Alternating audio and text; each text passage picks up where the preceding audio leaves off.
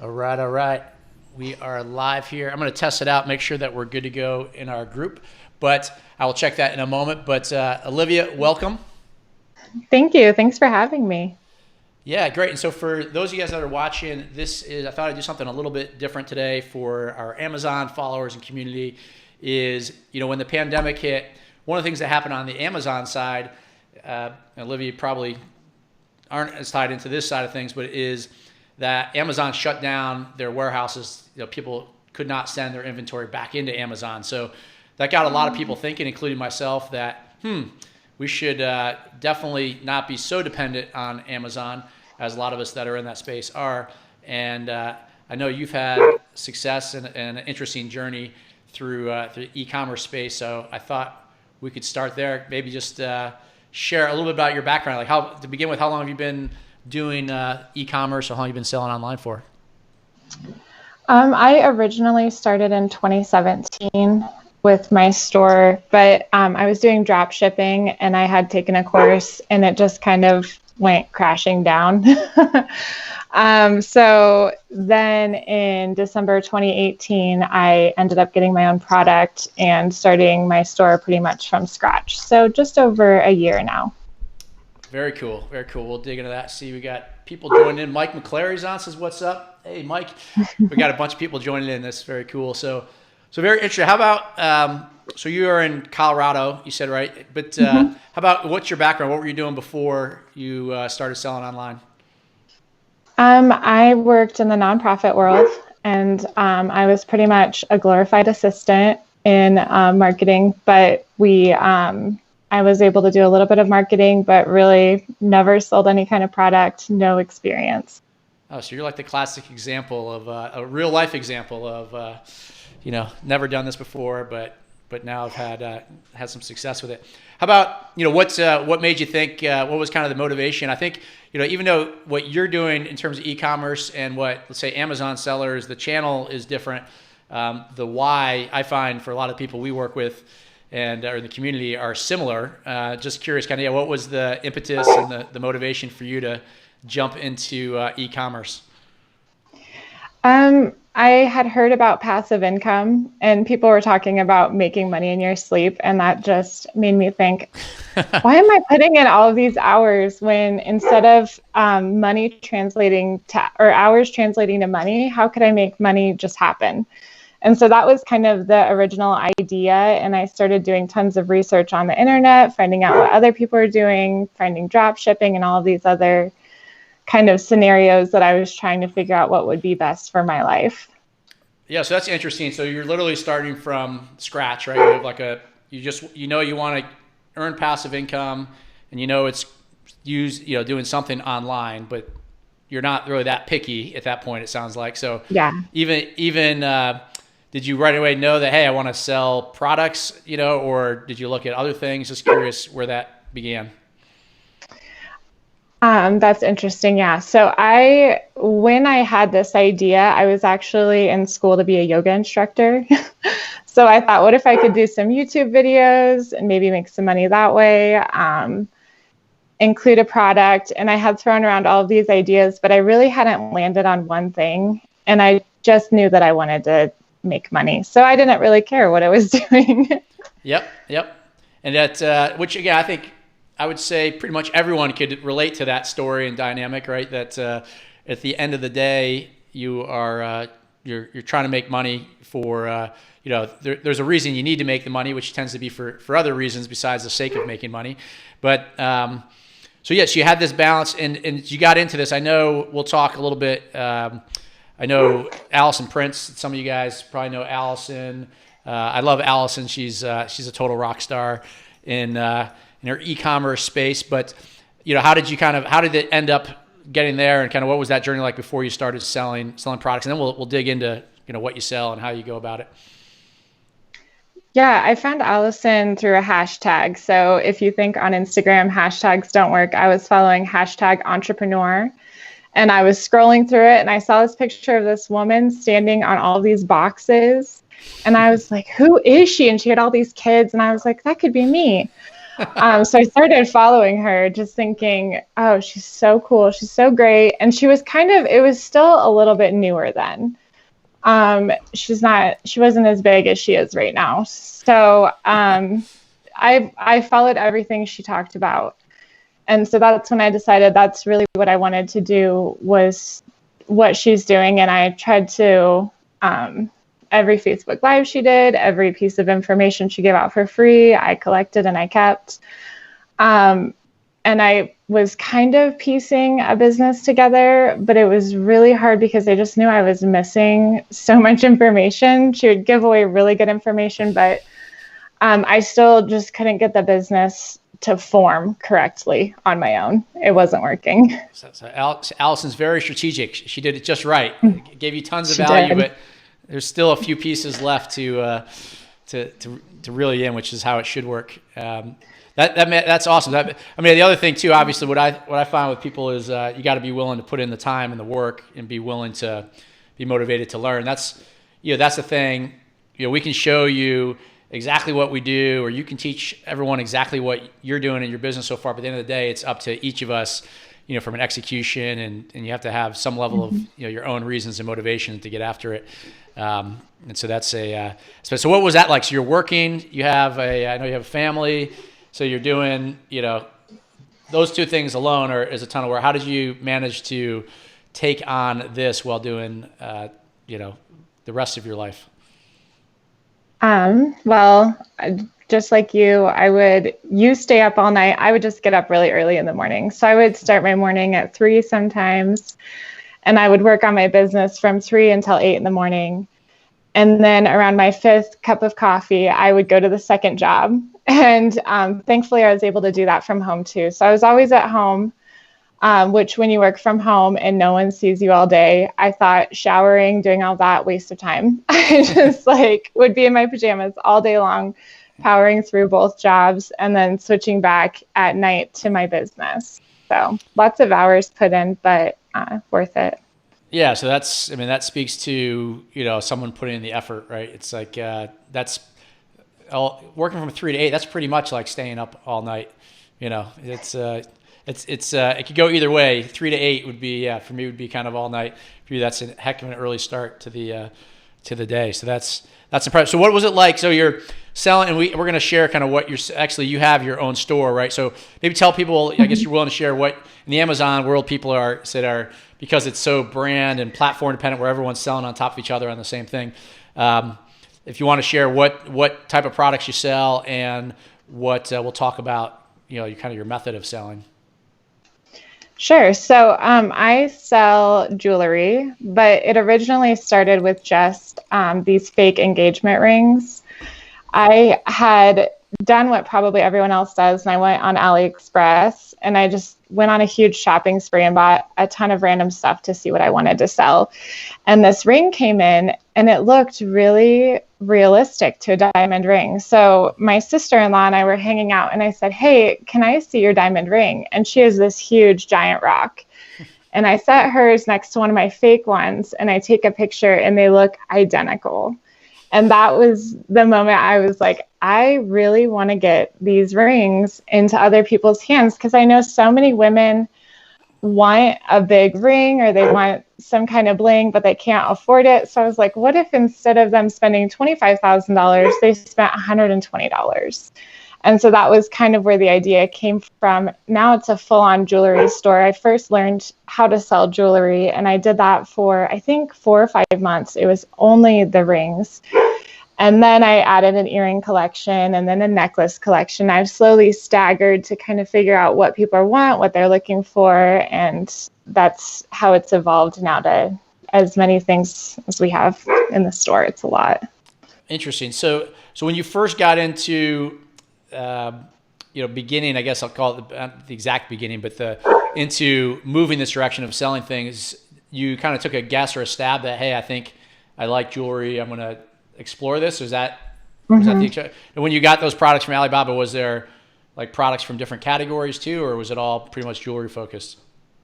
The clothing, I mean, you name it. I ordered macrame pot holders, like just random stuff that I thought if I felt some kind of interest towards it, I knew I could build a business on it. So I just wanted something that I would like. Gotcha. Yep. And at this point too, are you in working with Allison's program at this point, or was that before that? It was before that. Okay. So about 2 months before that, because this idea came, and I also was thinking maybe I should just stop trying to make my own business and focus on my career. And so my husband really encouraged me. He said, you should sign up for this course and give it one last shot, because I know that you really want to start your own business. But it was $1,000. And to be honest, at that time, $1,000 was a lot of money to us. And so that was like the hesitant point where I thought, if I lose that $1,000 for my family, that could be really, really hard for me. I couldn't live with myself losing that money. Wow. So you place your bet, you do your research, you followed Allison, and you kind of put it all on red at the table there. And so with Allison's program, besides and I know Allison real well, I don't know her program, so to speak, but I don't, and her is part of that process when you guys are doing things off of Amazon is the product research. I imagine it's got to be a big part of the process anyways. In your case, you're kind of taking a shot at jewelry. And the Amazon side, that's like where we always begin, is analyzing all these products, and it could be something that, you're not passionate about at all, but I'm sure it's got to be similar. But yeah, what was that like? Yeah, she does. So in the beginning of her program, she teaches you to test products, and you test them from doing deal sites like Pick Your Plum. It's like a small Zulily if you're not familiar with it. So she encourages you to just buy a bunch of stuff too, or even find stuff around your house, because her big platform is she started selling stuff that nobody wanted around her house. So she kind of teaches people how to build and try deal sites. And so I took my product that I already had, and I did do deal sites, and it failed miserably. And so that's when I thought, well, maybe I shouldn't do jewelry. And that was kind of a big moment for me. Okay, so you think you shouldn't do it, but how did you go from that point to getting back into it, I guess? The great thing about Allison is she always has a plan B. And if you're in her program, you learn that there's like always two strategies. So the second strategy is using an influencer. And so an influencer or an affiliate or something like that. And I had followed this woman on social media for a long time. I was just obsessed with her. And so I decided that I would ask her to be an influencer for me. And she was brand new and she was just starting out. So she said, yeah, send me your product and I'll talk about it. So I sent her the product, and it was the craziest thing. So I had 300 in inventory, 300 rings. And I sent her the product, and I didn't know she was just going to get on Instagram and sell it that day. And I think we made about $15,000 in one day. Really? And that was the first. I mean, we really didn't even know how to pack boxes. We had to go buy a printer and get all the packing supplies. And we were in our basement. My husband and I were up all night trying to send out all of these rings into boxes. And that's awesome. So yeah, that's one of those breakthrough moments, right, where it becomes very real. And so I imagine you're stressed and like exhilarated at the same time. Yeah. Didn't know what to do with myself. I had never made that much money in my life. So I was like, what do we do?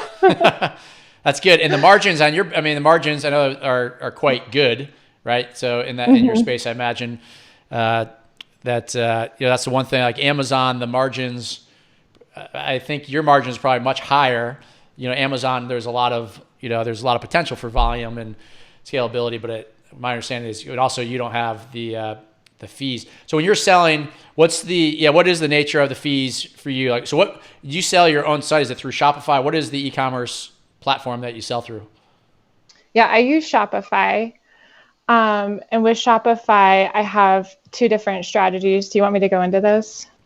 Yeah, that sounds good. And then if you guys are watching too out there, if you're watching it live right now, if you can just type in live, I always like to check through the comments who's watching live, and then or you can put in replay. that's helpful for me. I'll go check it out. And I'm going to put in a couple links for you guys later on, just as we're chit-chatting here. But yeah, no, that would be great. So we're Shopify, you guys watching, you've had a proof of concept where you've seen this thing actually work for you, because I always say to people when we're teaching them, learning is great and us teaching you is great, but you have to make it your own. And when it happens really for yourself, then like, hey, this is real. So yes, you have that moment. But yeah, so how about in Shopify? I'd love to learn some strategies on that side. Yeah, with Shopify, when you first open your site, you expect you're going to have tons of people, but I've learned that you really have to start sending traffic to your store. And my biggest way that I do it is, first of all, through Instagram. And so sending product to influencers and having them give you a shout out or do a promotion or do some kind of sale with you, and then constantly getting on Instagram and posting about that, which can also be exhausting. So it feels more like an Amazon strategy is to use deal sites. So I use 2 deal sites, Groupon and Brad's Deals, and the margins on those are much lower, but we use that to send traffic site. And I think I had 20,000 visitors on my site this April. Awesome. Just through those 3 strategies that I use. Yeah. And for context for people, like when you talk margins, like what do you consider in your business like a good margin versus, Groupon low margins? Like what's the range, would you say? It's hard for me to know. Okay. So for my store, if somebody just goes and purchases, it's at minimum an 80% margin. Whoa. I know, I feel kind of guilty about it. And then yes, very guilty. Very guilty. Yeah. So then I don't know what the margin is for deal sites. I know that I usually make about $5 an order. So we're just counting on volume. Yeah, we'll do a ring. For like, what's the price there? Like a $20 ring type thing, or? Yeah, I do $20 ring. And then the biggest part for me is an upsell. So then they get to my website, they like the ring, they add to cart, and then an upsell comes up, and it's a complimentary product that most of the time, I think it's like a 30% conversion with the upsell. So that's really where the money comes in, is not from that deal site deal, but the upsell, and then also the email flow that the customer gets put into. Mm-hmm. So then it's the reoccurring buying that we that's really bank on. Yeah, that's beautiful. That's like, kind of perfect traditional marketing right now, or digital marketing right now, in terms of sales funnels and everything else. The one thing with that Shopify platform is you have the opportunity for the one-click upsell and the email follow-up. With Amazon, Amazon makes it more difficult because they own the customer, so to speak. Unless it comes to taxes, then they want to make sure that it's your customer. I always go with Amazon, but you can't. But that's huge, right? So you can have a deal site where you're saying, because this is the same thing like with the coaching business, like AMZ Insiders or those that sell courses and everything. There's that dynamic that you have those one-click upsells and the ability to essentially you could break even. It sounds like on your sale initially, even through the deal sites, but through the upsell and plus the email follow-up, like the lifetime value is where you start really, really adding in there. So that's great. So that makes sense. I would say the one thing about, again, Amazon is all the customers are there. So you have a platform, but there's hundreds of thousands of sellers and they're all competing on the platform. But on Shopify, you're out, you're your own little piece of real estate. So just like, again, we started AMZ Insiders 3 years ago, we had to learn like, oh wait, there's no Amazon here. We got to go build and drive that traffic. You have to build the community yourself. So how did, it sounds like influencers been your big way. Do you use paid traffic, and such as like Facebook ads, and what do you do for that? I don't have any paid ads. I've done it all with influencers, and we try to just treat them well, send them free product, and then give them 10% commission, which if they can sell, they can make a lot of money. So the influencers have helped me build my community online. And then I feel like the people, since it didn't come from an ad, it was all organic, they feel some kind of connection to me. And so then it seems like they always sell when we have a product opening or something new or some kind of deal going on.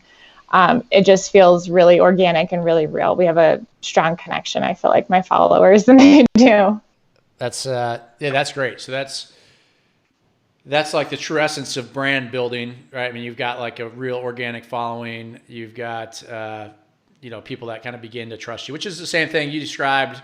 It sounds like for a while, whether it was Allison, or other people you follow, you develop a level of trust with them online, and then you want to do business with them, right? So it sounds like with your business, did you have a sense of like repeat customers and any aspect of how much of your business you think is repeat customers versus new people? Yeah, it used to be a lot more, but now that we have deal sites and more traffic, it's about even. But repeat customers are really big for us, especially with the email chain that they get sent into. I think we have 7,000 email subscribers right now. And I think a good open rate for us is about 20%. Industry average is about 12%. And then a click-through rate, we're between 2 and 5 all the time, which is pretty standard. And so when somebody enters into my system, they get put into a chain where first they're introduced to a free plus shipping offer. And then you give to them, you tell them stories, you send them customer testimonials, and then you offer them something again. And so when they're in this chain right now, I think it goes for almost 3 months. We're hoping to have a 6-month chain kind of built out, but it's a lot of work to get those emails to where people want to stay engaged with you. So that's the largest chunk, I think, right now that of repeat business. It comes from the email list. Yeah. And so the emails itself, building the email sequence, who does that? Do you do that yourself, or do you have? Yeah, it's just me. Okay. Allison helped me out with building it. She gave me a strategy for how many gives to how many asks. But right now, with all of the marketing, I'm kind of a one-woman show. Okay. Well, it sounds like it's working. But that's I know. I mean, we have email sequences. It might be an 11 email sequence, but even that's through a couple weeks. But you're talking like 3 months, and how much are they spaced out?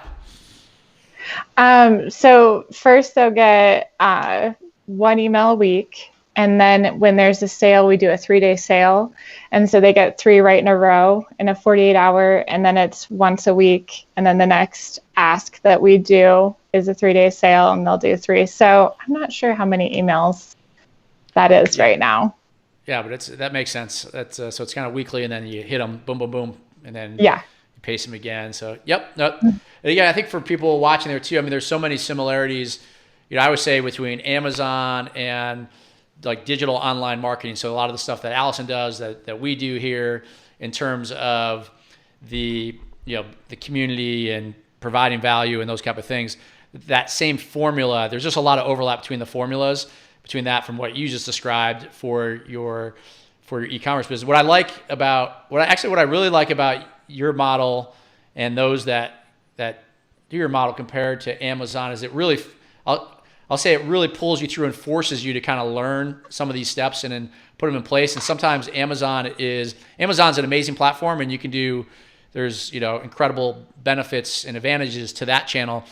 But sometimes it can make you, I've really never said this before, but it can kind of make you a lazy e-commerce seller in the standpoint that, or you may not know, you never have to learn certain steps that you should know. And I think, whereas the things you're talking about that are things that we never really did for years because we didn't know about really there was no one-click upsell in Amazon. There wasn't a natural way to flow them into an email sequence. You can do that off of Amazon nowadays in different ways, but is not as pure as kind of what you guys have built in. So that's really cool. So how about let's talk about so your product sourcing. So right now you sold, well, I'll say product sourcing and fulfillment. So right now, before we go there, do you guys fulfill all your own inventory, or does someone do that for you? We hired last June a company to do it for us that's local here to Colorado Springs. We were really lucky to find just a mom and pop shop that has a warehouse, and they do all of our shipping for us. Okay, so let's say you sell $100 worth of goods, ballpark, what part of that cost would go to the third party fulfillment? My average cart value for a long time was about $100. And so it would cost me $2.25 for them to pack the box, $2.70 for shipping labels, and then less than $1 for the packing material. So that's all their fees was like $6 or something? Like $7? Or do they charge a fee? Do they charge like another $8 service fee? Nope, their fee is only $2.25. 50 cents an additional product, but they just pay per package. And then I actually provide all of my own packing material because it's cheaper to do that, and I like the way my stuff looks better. Mm-hmm. So that helps. Very, very reasonably cost effective. That's what. Yep. It was great going with somebody like that. And then I know there's another company called ShipZoom, and a lot of people that are in Allison's course love them. They're out of Idaho, and they do a very similar thing, but on a much larger scale. Yeah, interesting. ShipZoom. So actually it's interesting because that's pretty efficient. That's still a really efficient model. It's not like that eats up a lot of your expenses. In the Amazon world, FBA, fulfillment by Amazon, is what we pretty much we mostly do.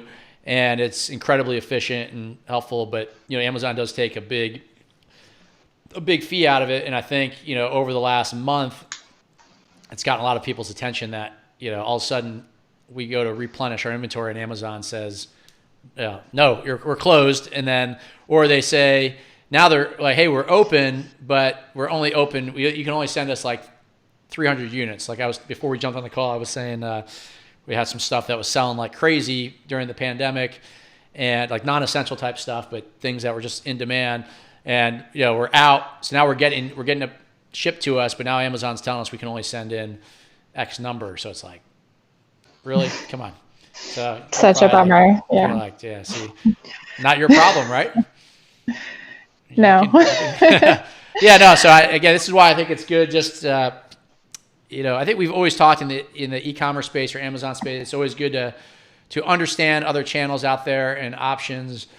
But I think it's more real right now than ever because of the dynamic and realizing. I mean, Amazon's again, an amazing platform, but there's a lot of risk there when you only have if you had your whole business just at Amazon and they told you couldn't send inventory, and you'd be screwed, right? Temporarily, if in some ways, if you didn't have this already built out, but you have, because of the work you put in with it, you have a little more control of your audience and your platform, right?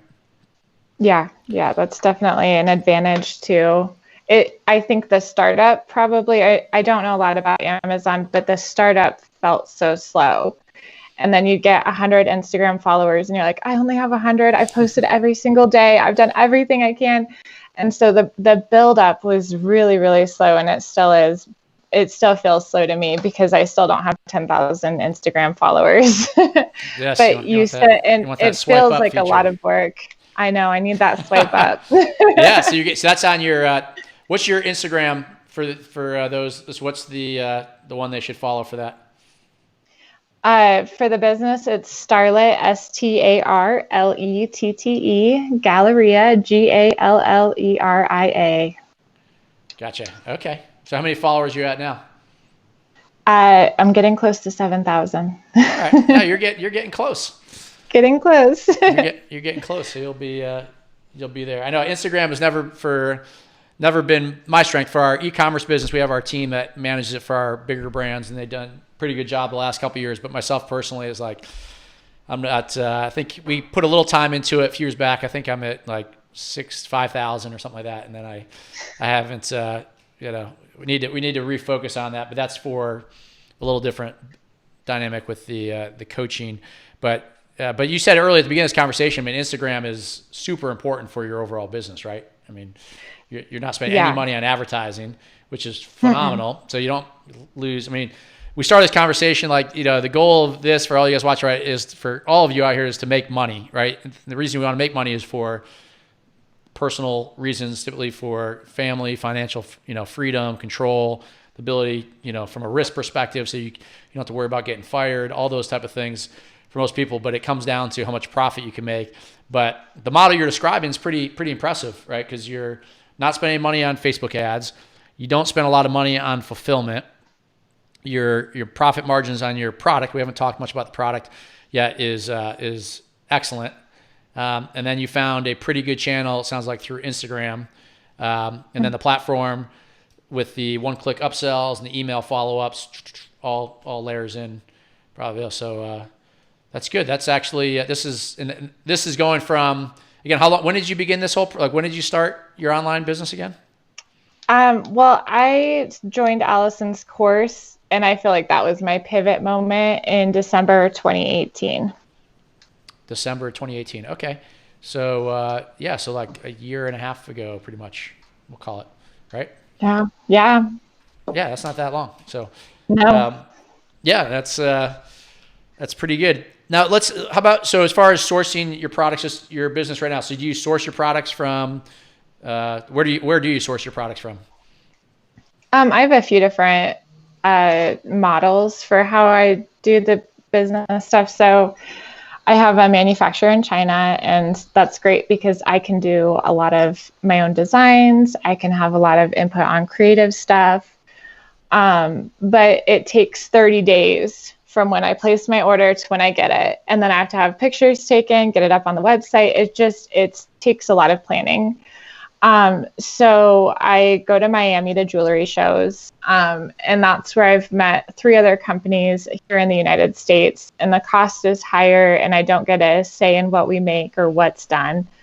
But I can get the product very, very quickly. So if I do a deal site and I allow Shopify to sell out, say I have 150 rings, I can let Shopify sell 300 of them, have them overnighted, and then send it. So I don't even really have to have the product on hand. So that's why I have the companies in the United States. Mm-hmm. And then I love working in China just because I get a big say in everything. Yeah. So, so that's kind of like a drop shipping model almost, where you don't actually have the product, but then that's good. Now in this model, and maybe I guess other people that are, you're part of the community, or with Allison's community of other people selling all sorts of different products, first of all, I guess, is there brands? Did you sell? Is it brandless, or are there brands in terms of what you sell? No, I'm the brand. You're the brand. Okay. Yes. Okay. Yeah. Yes. So the products that you sell, do you say it's by what is the name of the brand? Is it just your store name, or what's it called? Yeah. Yeah. Yes. Starlight Galleria. Gotcha. Okay. So everything sold through your thing is basically private labeled brand, or in this case, jewelry, right? So, okay. And then everyone else same thing, is that model, like that amongst I'll call it your fellow people selling in the group, is everyone selling products is it all private label through their own brands? Is that the same model? No, it's actually interesting. There's a lot of different people doing different things. I've seen people that make candles, a lot of homemade goods, people selling like baking stuff. A lot of people make their things, which is very interesting to me. So I think there's a wide variety. I've seen people that actually signed up and they do like MLMs or things like that, but they take Allison's strategy and put it towards that. There's people that the business variety there is just crazy. It's so different. It's so diverse. Mm-hmm. There's not a ton of jewelry. There's a lot of boutiques, like clothing, things like that. But and private label is a big part of it, I think. Yeah. So the people do the homemade, are they selling like through Etsy and channels like that then? They're still using their own websites, or they're using the deal sites like Pick Your Plum or Brickyard Buffalo, or all of those little small deal sites that you can add to. Yeah, Allison was smart when she developed the Pick Your Plum. She did that. She's not a dummy. Nope, not at all. Yep. As That was good. It's funny, Allison and I, we both, there's the gal that helped me build, or I basically hired to help us build AMZ Insiders, Julie Stone.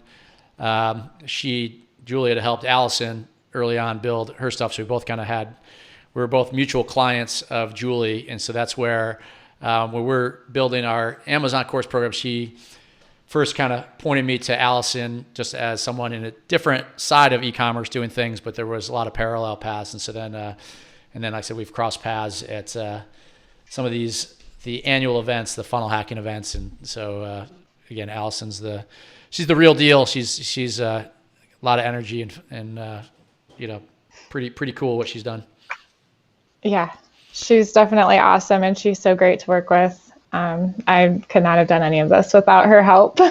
Yeah, that's cool. So how about so you have your product, you got a model that works. All right. So I'm just thinking like you put the business cap on here. So with your business and model, how about as you think about, I'll call it scaling, but scaling or growing is probably the best term. So how do you think about that? What are your limitations and challenges towards really growing your business? It's a good question. Right now, we do have trouble keeping inventory. That's a huge challenge because it feels like we sell out so fast, and then we think there's a product that's really going to sell. So we buy a ton of it, and then we end up having to just destash, get rid of it all on Groupon or something. I think a big limitation is inventory and supply right now for us. Also, I think that I probably need to hire a couple more people to help me out. Being by myself with all of this, it's nice. It would be nice to have, a little more help, maybe someone that has bigger and better ideas. And then I worked my corporate job until October. So I'm just now kind of getting into this swing of being an entrepreneur all on my own. Doing this full time, trying to fill up my days with a to-do list. Like, what do I need to do tomorrow so I don't end up watching Netflix all day or something? Screw it. Just watch Netflix. Yeah, whatever. It's passive income. You don't have to do anything. Exactly. Yeah. That's what I do. I have my little my list here, and then next day I look at all the things I didn't get done that I gotta get after today, and then rewrite it. So I've always got my pad too right here. Yeah, that is me accountable. Yeah, I always think that with let's say e-commerce, with entrepreneurship, that's just an aspect. I remember when you're working, and everyone always thinks like when they're working like, oh, if I run my own business, I'd make endless type money, but then I would do this and not making money for someone else, which is in principle those are true, but it also is very dependent on you have to discipline yourself. Because no one says you have to show up at this time. So you've got to, and that is a real struggle for lots of people. And like I said, like you mentioned too, you're on your own, you're at home, right? So it's not like you're in an office with 30 people to kick you in the butt. You gotta stay at it, right? Yeah, it's true. And if sales dip, I'm the only person that takes a hit from it. So can't let that happen. Yeah. So your business, you've got, so inventory is one. It sounds like which is good though. You have the ability to order more and you've got, different supply channels. Is your goal to add more and more, options, more and more products to sell, or kind of what's your thinking in terms of your existing products? How does that work? I mean, you're at X number of products now. Do you want to like double and triple that? I'm actually scaling back right now because I went through a phase where we were always at zero inventory. We would get all of our product and it would sell. And then we'd be like, oh, great. Now for 30 days, because we were working in China, we won't have anything to sell. So I think, sorry, I lost track of where I was going with that. No, just, yeah, you're basically, which makes sense. A lot of times people can get spread out too much with too many products and it actually hurts your business too thin versus having a couple. Yep. Sorry. Yeah. So I went on a shopping spree and I spent tons and tons of money and bought a ton of different products. And I think that I went to school for marketing, and there's this book called The Paradox of Choice. And that book just always stuck out to me. And I can't believe that I went against the paradox of choice. Of customers have too many things to choose from, they'll choose nothing. And so now I'm learning that I need to stick with one product, one thing, really hit it hard, get everybody to have that one thing, and then move on to the next thing. So right now we're trying to declutter our inventory and clean those things out, get rid of a lot of things that aren't selling, and focus more on one product, on our, what Allison would call a winning product.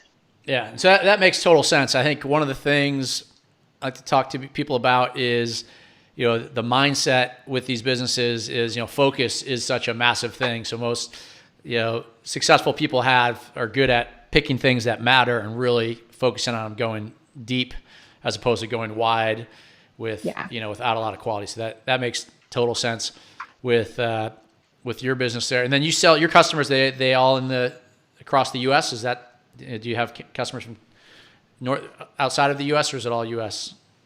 It's mostly US, a few in Canada, but with the pandemic, there's some really high fees for them to get packages from the United States, so they're not ordering right now.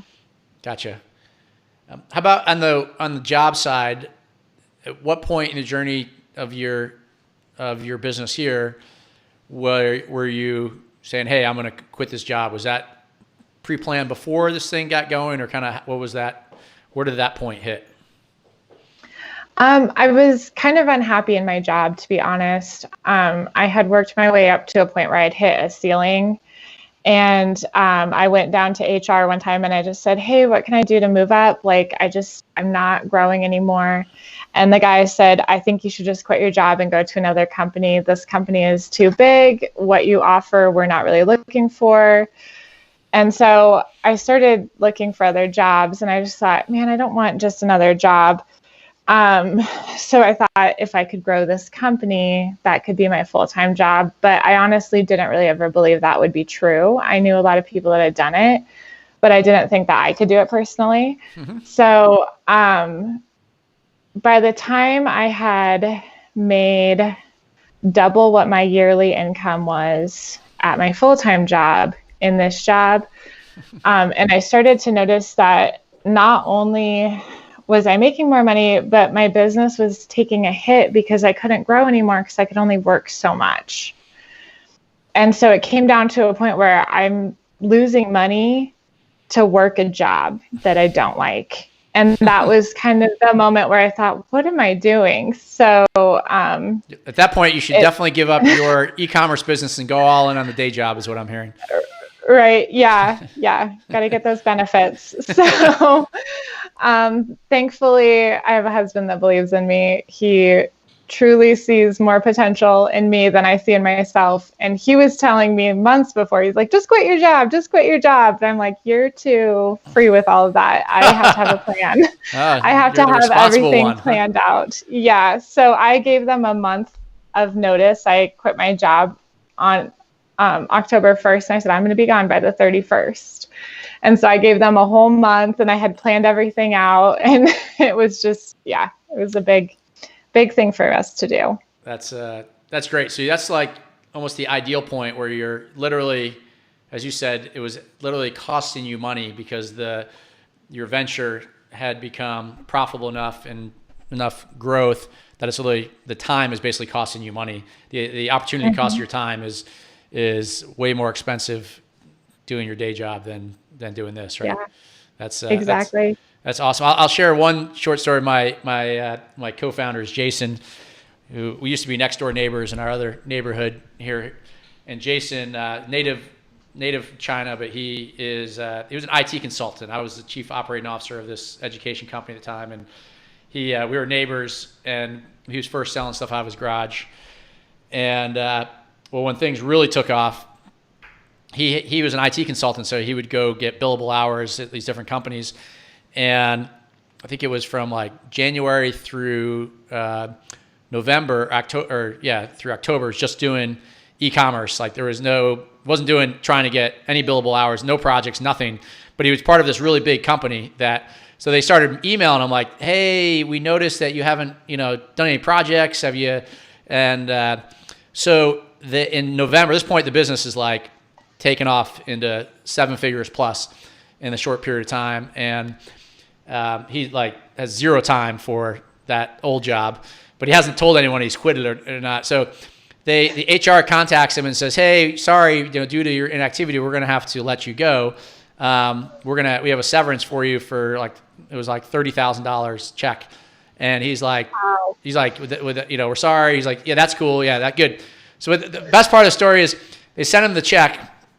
I forget. I think he was like one of the first person in Georgia to get when the Teslas first came out. It was like one of the original ones, but comes out and he's in his car like 8 months after he gets the check, and he's got so much crap all over the place.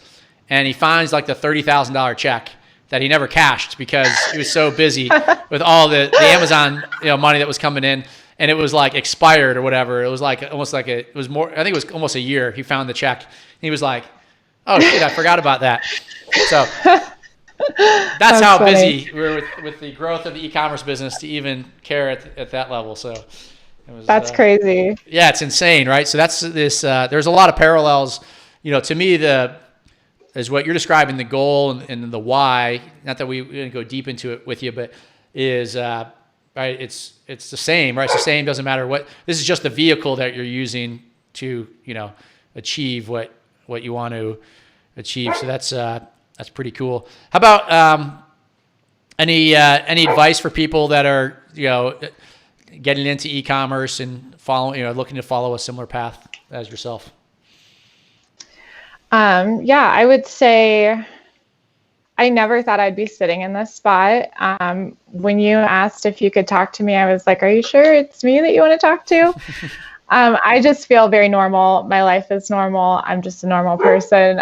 I don't have any extraordinary talents except that I work really, really hard. So I feel like people will go and join a course or start e-commerce thinking that they're not going to have to work at it. And if that's why you're going into it, you should not do it because it is a lot of work. You have to put in the time. You have to learn from your failures. And not let those discourage you too much, because I've had so many failures in this last year, and I've had so many times I've wanted to quit. But I think that if you truly want it, you can do it. If I can do it, anyone can do it. That's it's like I wanted to quit, but then I looked at the bank account and was like, oh, this business isn't bad. Yeah.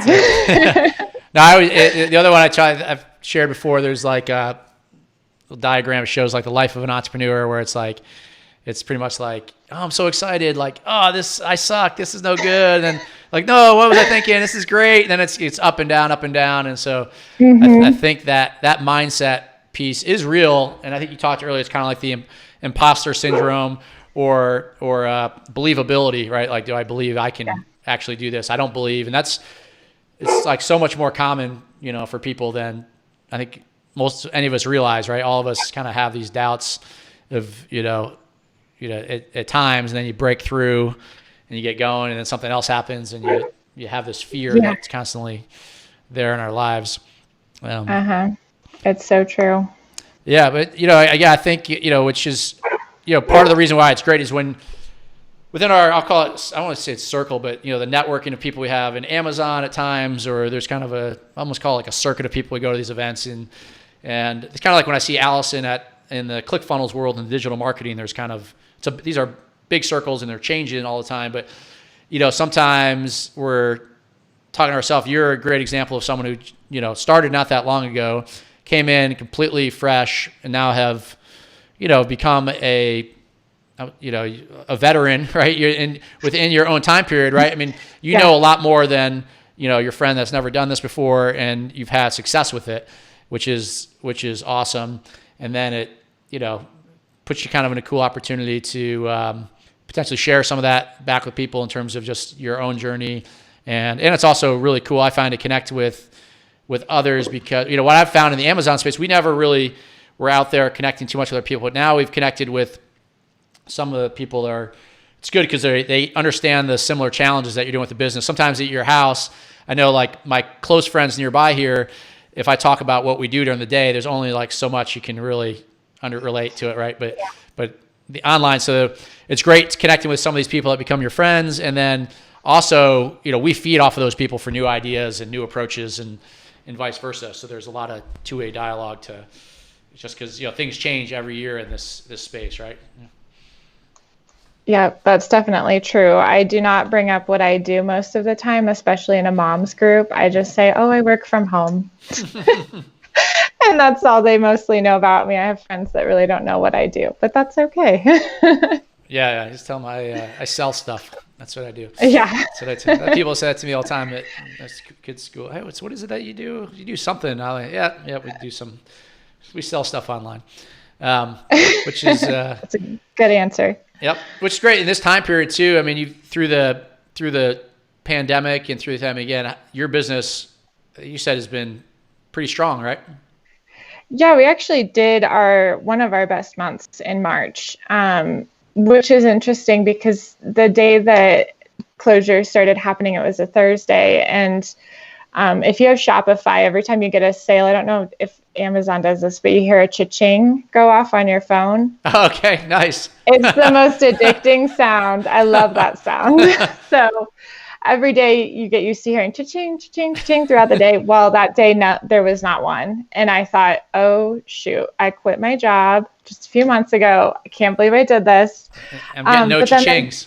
Yeah, no cha-ching that day. But then the next day it picks back up. And I think it's because people are at home, they're bored. Again, I sell a non-essential item, but there were still birthdays going on. There's still anniversaries.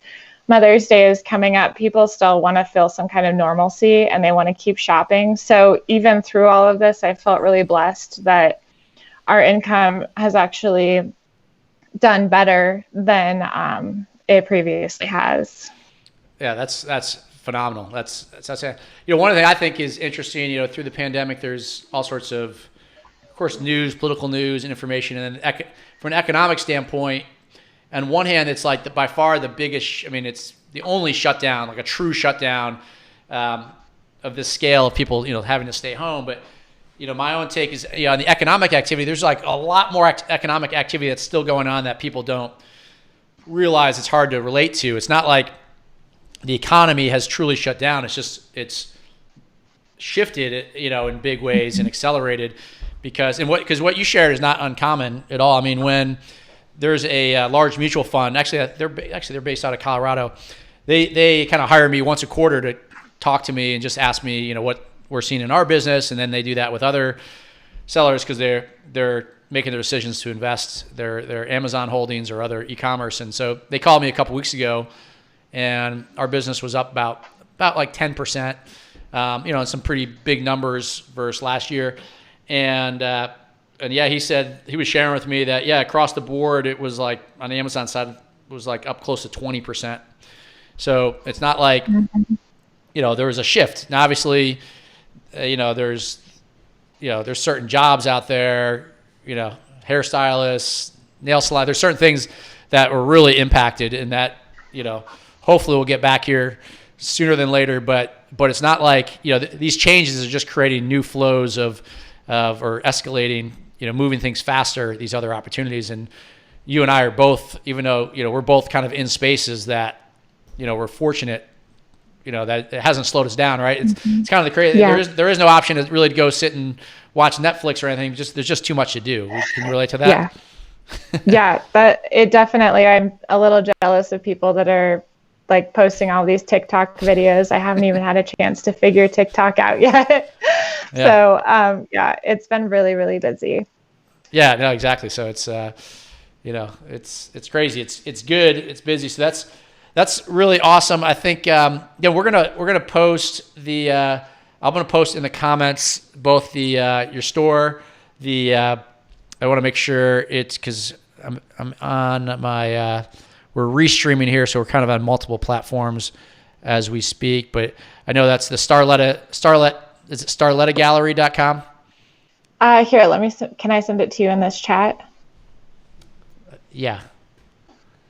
We've got a lot of things going on here, and I've got Olivia and I are on Skype, and then that is coming through eCam Live, and then eCam Live is going to Restreamer, and then Restreamer is pushing this out where you guys are watching this now. So, but it's actually working. So, yeah, I'm just going to see from eCam if I can, let me see the comments I can go see. I think I have to go. So I'm going to post that as soon as we jump off. I'm going to add it to the link. So I'll put that in the link there. And then we'll also put the link to Allison's program, the 0 to 100K program you have. Again, I'm a big fan of Allison, not so much from, hey, I've done her course. I just know Allison and know she's the real deal and inspirational. And you're the first person actually I've talked to other than Allison that has actually like been through her program and everything. And so I know you speak highly of her as well. Oh yeah. Love She's Allison. okay, right? That's cool. But awesome. So yeah, so any cha-chings today? Yes. Yeah. We don't have that on Amazon. We don't have that on Amazon. We just that stinks.